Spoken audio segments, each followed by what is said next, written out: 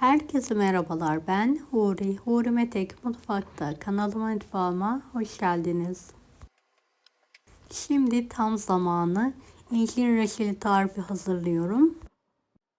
Bahçeden topladığım, yıkadığım incirlerim var. İncirlerimin sap kısımlarını kesiyorum ve kabuklarını soyarak geniş bir tepsinin içine alıyorum.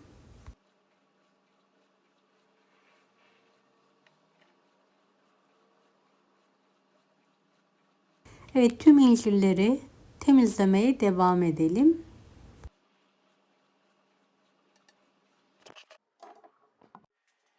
Evet, temizlediğim incirleri şöyle küçük parçalara bölüyorum.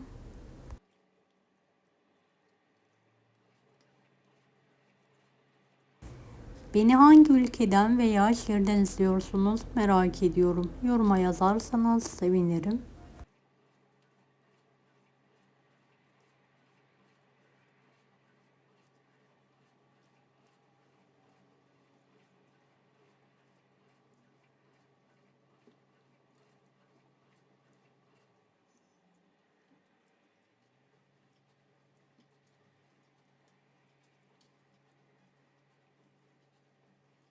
Evet, tüm incirleri doğramaya devam ediyorum.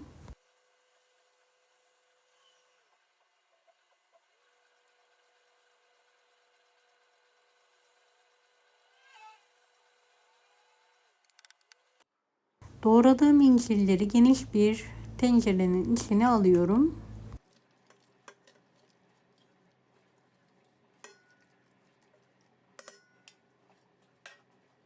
Üzerine 4 su bardağı toz şeker ekleyelim.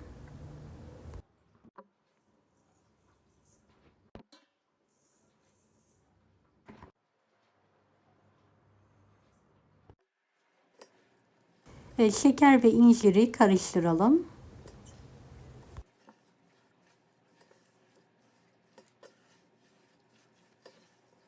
Şöyle 5 dakika bekletelim. Şeker ve incir sulansın.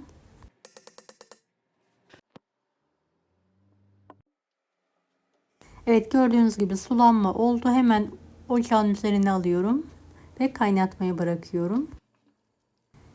Evet, incirlerin üzerinde köpükler oluşunca bir parça tereyağı, bir çay kaşığı limon tuzu atıyorum ve kıvam alana kadar orta ateşte kaynatıyorum. Bir miktarda isteğe bağlı karanfil veya tarçın atabilirsiniz. Ben tarçın serptim.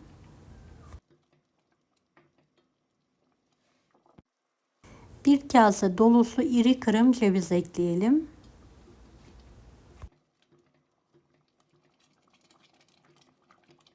Ve dilediğimiz kıvama gelene kadar kaynatma işlemine devam edelim.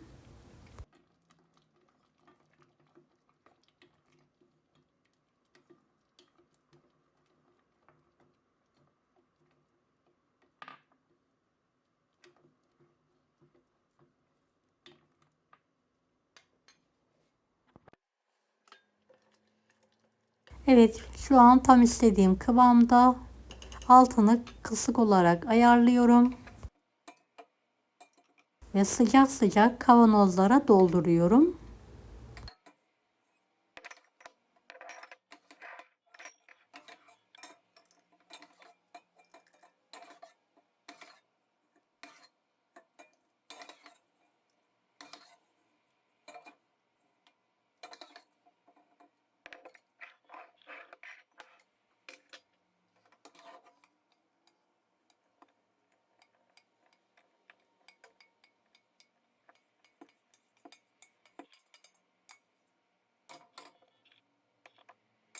Kavanozların kenarlarını silelim. 2 geri bir ileri tekniğiyle kapatalım ve ters çevirelim.